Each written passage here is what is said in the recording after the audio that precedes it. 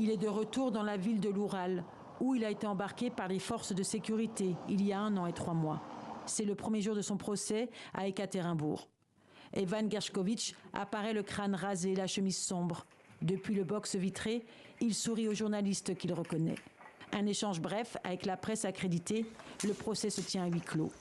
Il est reporter, américain d'origine russe, un espion, selon Moscou, qui l'accuse d'avoir agi pour la CIA sans toutefois produire de preuves et gardant le dossier secret.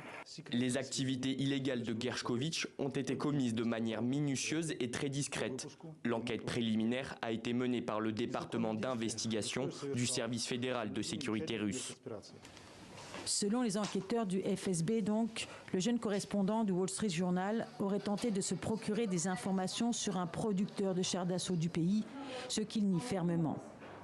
Au moment de son arrestation, il travaillait sur le groupe paramilitaire Wagner. Il était en reportage dans l'Oural.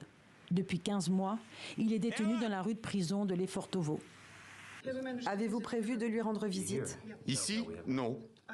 Allez-vous le faire, est-ce permis? Oh, nous avons fait une demande. Le jeune homme de 32 ans risque jusqu'à 20 années derrière les barreaux. Des négociations sont en cours. Selon un diplomate russe, Moscou aurait fait une proposition à Washington.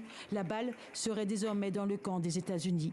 Pas de commentaires, répondent les représentants américains présents au procès.